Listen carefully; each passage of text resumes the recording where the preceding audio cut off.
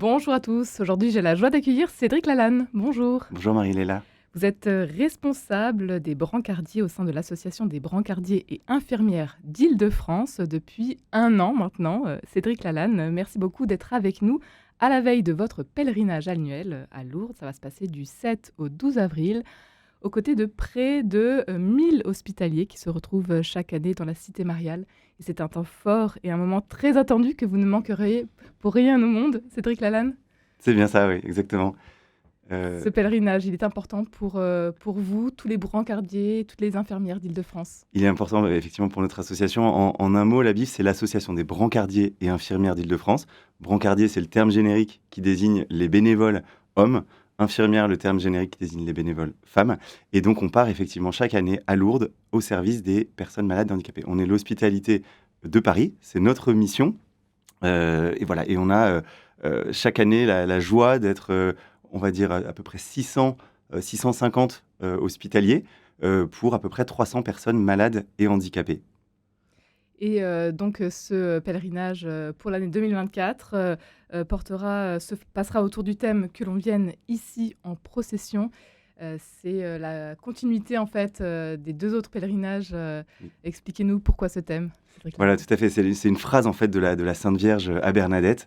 Allez dire aux prêtres que l'on bâtisse ici une chapelle et qu'on y vienne en procession. C'est ce que nous faisons chaque année depuis 100 ans, puisque l'association fête ses 100 ans. Donc nous, on vient en procession, on répond à l'appel de la Sainte Vierge et on rend ça accessible, encore une fois, aux personnes malades et handicapées.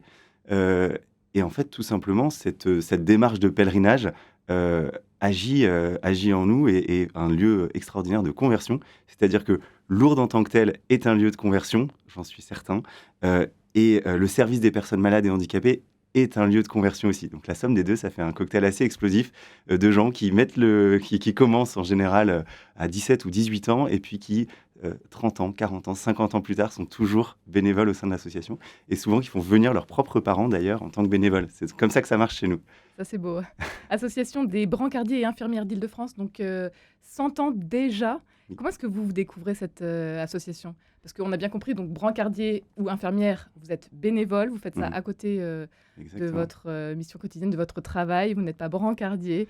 Non. Comment est-ce que vous découvrez À titre personnel, Oui, vous voulez c'est une histoire qui commence, j'avais 17 ans et j'avais la chance d'être dans un établissement privé qui avait une idée que je trouve géniale, qui pourrait être répliquée franchement partout, s'il y a des gens qui nous écoutent et qui ont la capacité d'œuvrer pour ça.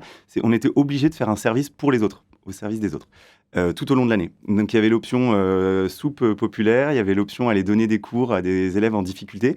Et moi, à l'époque, qui n'étais pas croyant, je le dis comme ça parce que j'avais baigné dans un univers catholique, mais j'étais pas croyant. Il y avait cette option où, hop, on coche la case, on fait 6 jours, et on se dit, tiens, j'ai rempli mon service. Et ben, je pensais pas que ça allait m'emmener là 17 ans plus tard. alors à Donc, 17 ans, du coup, vous partez une semaine à Lourdes. exactement. Avec ce qui m'a motivé aussi, c'est que j'avais quelques amis qui partaient. Et c'est vraiment la force de notre association, c'est qu'on a une jeunesse extraordinaire. Donc les responsabilités sont portées par des jeunes, hein. On pourra revenir sur Aujourd'hui, vous l'organisation en sur avez place. 34, c'est ça? Aujourd'hui, j'ai 34 ans et j'ai raté une seule année qui était une année de concours. Voilà, donc voilà comment on met le doigt dedans. Et en fait, tout simplement, par rapport à des choses qu'on a reçues, l'évangile ou enfin des choses qu'on a entendues, là, ça tout devient concret. On découvre ce qu'on aime bien appeler au sein de la BIF le monde à l'endroit, c'est-à-dire un monde de joie, de sourire, d'amour. Et ça nous bouleverse, ça nous touche, ça fait qu'on a envie de revenir. Et voilà, on a 100% de gens à la fin du pèlerinage qui nous disent je reviens l'année prochaine, donc c'est bien qu'il se passe quelque chose. À 17 ans, donc vous partez pour la première fois à Lourdes pour une semaine pour rendre ce service finalement. Et puis alors, il se passe quand même quelque chose de fort là-bas. Vous décidez donc de retourner tous les ans à Lourdes. Voilà. Alors en Cédric fait, Lalanne, qu'est-ce qui s'est passé qu'est-ce qui s'est passé? En fait, ce qui se passe, c'est que Lourdes, c'est d'abord un lieu aussi de rencontre. Donc on est bouleversé par des rencontres. On est heureux de voir en fait que la parole s'accomplit. C'est ce que vous avez fait au plus petit d'entre les miens. Les premiers seront les derniers. Symboliquement, les personnes malades et handicapées sont toujours devant à Lourdes. Quelque part, ça remet le monde à l'endroit. Et cette fragilité en fait qu'on découvre dans l'autre, elle nous touche, elle nous convertit. Et c'est vrai qu'on n'a pas toujours l'occasion d'être complètement dans le service. C'est aussi une des particularités de la BIF, hein. On fait entre guillemets, tout. C'est-à-dire que ça va on peut être amené à pousser une personne malade qui est en fauteuil, on va donner un repas, on va évidemment parler, prendre le temps d'aller à la rencontre de l'autre, on va faire une toilette peut-être, voilà, si on le souhaite ou si on s'en sent capable. Donc on va vraiment être à fond dans le service. Et c'est ça qui fait que l'année d'après, on se dit, mais en fait, j'ai vécu un truc de fou, j'ai juste envie de revenir. Et l'association vit au long de l'année, à travers des journées de retrouvailles, à travers un Noël pour les plus isolés, les plus pauvres de notre association. Et puis on essaye de...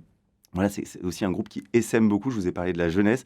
On a des groupes qui sont nés aussi, qui sont partis au JMJ, un fameux pôle H qui était né, qui permettait à des jeunes handicapés de partir au JMJ. Donc on a vécu des trucs absolument extraordinaires, pour ma part à Madrid, puis Rio, puis Cracovie, avec des jeunes handicapés.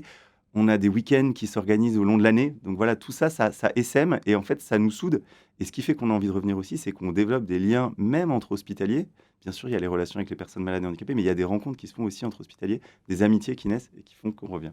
C'est une grande et belle famille finalement. C'est exactement ça, on le dit souvent, oui. On parle d'hospitaliers pour désigner donc les brancardiers et les infirmières Ça. de manière générale. Cette belle famille des hospitaliers, donc au service Voilà, c'est le terme des uns et des générique, autres. hospitalier. Et effectivement, après, sur place, on est assez organisé, on va dire. Les brancardiers, donc, sont ce que je disais, les bénévoles hommes, les infirmières, les bénévoles femmes.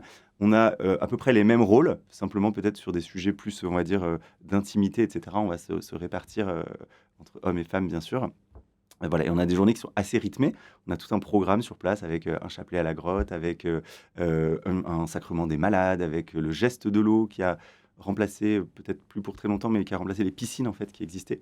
Donc voilà, on a un certain nombre d'activités, plus les repas, plus les temps de rencontres.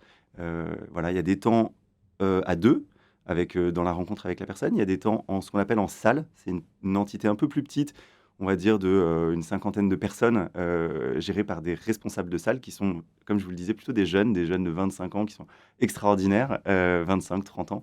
Et puis après, on a des temps vraiment tous ensemble avec des très belles cérémonies, voilà, des chants, de la joie. C'est ça qui fait qu'on vient. Cédric Lannen, vous êtes responsable donc des brancardiers, donc de la partie du côté des hommes. Vous êtes combien exactement et en quoi consiste votre mission? Alors, on est près de 300 hommes bénévoles. De tout âge. De tous âges, Ouais, de exactement. tous âges, Et c'est pardon. ça qui est génial. Et c'est ça qui est génial. Il y a des rencontres intergénérationnelles qui sont extraordinaires. Moi, je me suis fait des amis avec qui, enfin voilà, des amis qui ont 50 ans, avec qui on va boire un verre. Et voilà. Donc ça, c'est assez chouette. Et ma mission, je dirais, c'est de faire vivre. Alors sur place, il y a un aspect organisation, comment on gère des équipes, avec bien sûr une certaine, enfin des niveaux de délégation, on va dire, entre guillemets, pour que tout se passe bien, que la logistique soit bien huilée. Mais il y a aussi recruter, en fait. C'est-à-dire, on fait la tournée des établissements. Voilà, s'il y a des directeurs d'établissements qui nous écoutent, on sera ravis de venir dans vos établissements à la rencontre des jeunes de terminale, pour leur proposer, comme je l'ai vécu, comme tant de jeunes dans cet assaut l'ont vécu à 17 ans, pour leur proposer d'être avec nous sur le quai de la gare. Les missions sont nombreuses, donc on l'aura compris, Cédric Exactement. Lannen.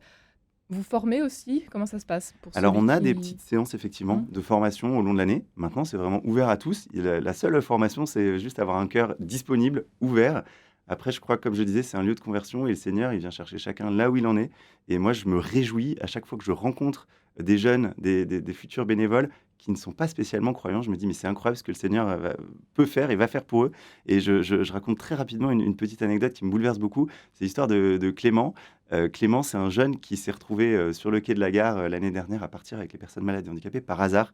Il avait juste eu le malheur de pousser une porte dans son lycée pour rentrer dans sa classe pour aller chercher ses affaires.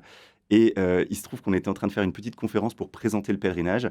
Je lui ai proposé, je lui ai fortement suggéré de rester, de poser, de s'asseoir et de nous écouter. Il a été touché par ce qu'on a raconté. Il a signé pour venir. Et à la fin de ce pèlerinage, il a dit à son responsable de salle que le jour où il a poussé cette porte, ça a été la plus belle décision de sa vie. Et c'est ça qu'on vit et c'est ça qui est chouette à Lourdes. Et on souhaite donc de belles rencontres et de beaux engagements, puisque vous êtes engagé donc, Oui. pour le long terme. C'est un engagement qui se prend sur plusieurs années. Exactement. Alors, il y a plusieurs formes d'engagement, mais on a effectivement au sein de l'association l'engagement qui est vraiment une démarche très personnelle, derrière laquelle d'ailleurs chacun met un petit peu aussi le sens qu'il y voit. Mais c'est une démarche de service plus générale au service des personnes malades et handicapées. C'est se dire, je veux placer toute ma vie sous ce regard, sous cet angle. Et voilà, c'est une démarche qu'on est nombreux à faire. Chaque année, il y a une dizaine de personnes qui s'engagent. Et s'engager, c'est s'engager à la fois dans l'hospitalité de Paris, s'engager aussi au service de l'association. Et c'est ce que j'ai fait effectivement en prenant cette responsabilité des brancardiers, qui me donne la joie de rencontrer tous les bénévoles qui partent avec nous. Cédric Lalanne, vous partez donc à Lourdes du 7 au 12 avril pour ce pèlerinage annuel des brancardiers et infirmières d'Île-de-France. Qu'est-ce que vous en attendez, vous, de ce pèlerinage en cette année 2024 ? Qu'est-ce qu'on peut vous souhaiter ? Chaque année est différente, chaque année est extraordinaire. Je dirais que cette année, on a un phénomène inouï, c'est qu'on a eu plus de demandes que de places pour côté bénévole. Et donc moi, je trouve que ce que je vais demander à la Sainte Vierge sur place, c'est nous aider à réfléchir à comment on projette cette association, quelle est notre vocation. Encore une fois, il y a peut-être une mission peut-être d'évangélisation, et Lourdes est un lieu de conversion, comme je le disais. C'est comment est-ce qu'on doit grossir ? Comment ? Est-ce qu'on peut emmener plus de personnes malades et handicapées ? Est-ce qu'on peut trouver plus de bénévoles ? Est-ce qu'on peut se poser la question, c'est quoi la BIF dans 100 ans ? Ça ressemblera à quoi ? Du côté des malades aussi, de leur rappeler que c'est un lieu aussi pour eux, Bien sûr. pas se fermer les portes comme on pourrait Bien sûr. souvent le penser. Ouais, on essaye de respecter le même ratio qu'on a dans les hospitaliers. On a un tiers de nouveaux chaque année, et on essaye d'avoir aussi un tiers de nouveaux côté personnes malades et handicapées. C'est vraiment ouvert à toutes et tous, donc n'hésitez pas si vous nous entendez et que vous avez envie de partir à Lourdes, on est là pour ça, et rien n'est impossible. On a des gens qui partent dans toute forme de handicap et des niveaux plus ou moins lourds, y compris des gens qui sont alités pendant la totalité du pèlerinage. C'est possible, rendu parfois difficile par la logistique du train, mais c'est possible. C'est possible et il faut oser. Un grand merci Cédric Lalanne d'avoir Merci été à vous. avec nous aujourd'hui. Toutes les informations sur le site de l'ABIF, ABIF, IIF, l'association des brancardiers et infirmières d'Île-de-France. Très bon pèlerinage. Merci beaucoup Marie-Léla.